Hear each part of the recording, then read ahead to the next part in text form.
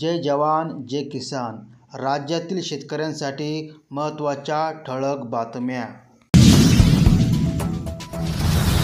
आजाराबाबत मनात शंका, हे सरकारी ॲप देईल मोफत सल्ला.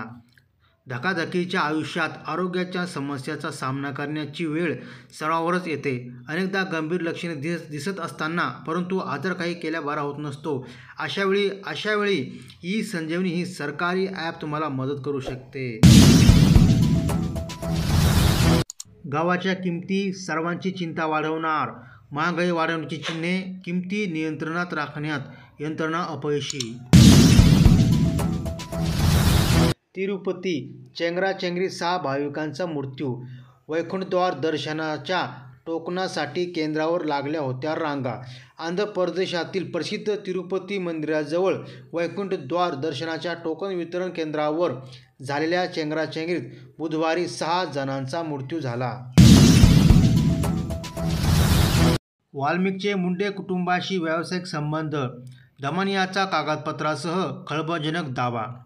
पीक विमा घोटाळ्याचा मुंडे पॅटर्न, शासकीय जमिनीवर भरला विमा. धनंजय मुंडे कृषीमंत्री असतानाचा घोटाळा, कारवाईच नाही.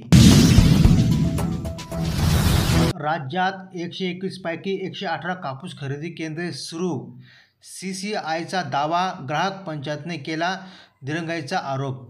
भंडारा व गोंदिया जिल्ह्यात कापूस खरेदी नाही. शौर्य दिनाची पूर्ण जबाबदारी सामाजिक विभागाकडे देणार. जिल्हा प्रशासनाचा शासनाकडे प्रस्ताव सादर. सोहळ्याच्या संदर्भात समिती कार्यरत. कराडवर 14 गुन्हे तरीही लाडकी बहिणीचा अध्यक्ष. मुंडेची शिफारस, परळी समितीच्या पदावर अजूनही कायम.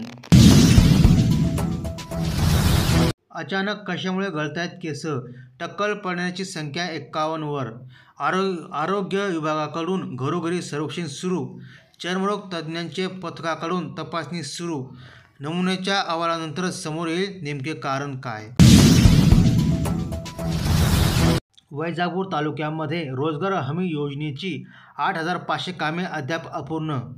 नवीन कामे मंजुरीला तांत्रिक अडथळा, विकासात अडसर. धनंजय मुंडे हे जातीवादांच्या दिशेने अग्रेसर. माणुसकीची हत्या करण्याचे काम करू नका, मनोज जरांगे पाटील यांचा घणाघात. उद्धव ठाकरेंना न्यायालयाचा मोठा धक्का. राज्यपाल नियुक्त 12 आमदारांच्या प्रकरणातील याचिका फेटाळली.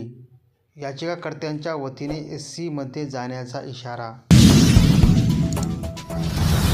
वाल्मिक कराडवर ईडीची कारवाई का नाही? MP सुप्रिया सुळे यांचा सरकारला सवाल. अनिल देशमुख, संजय राऊतांचा दिला दाखला. मी 100% मंत्री होणार, मंत्रिपद माझ्या नशिबात. धर्मराव बाबा आत्राम यांचा विश्वास. दोन्ही पवार एकत्र येण्यावरही केले भाष्य. मसाजोग आरोपीवर पक्ष न पाहता कारवाई होणार, कोणावरही अन्याय होणार नाही, उपमुख्यमंत्री अजित पवार यांनी दिली ग्वाही.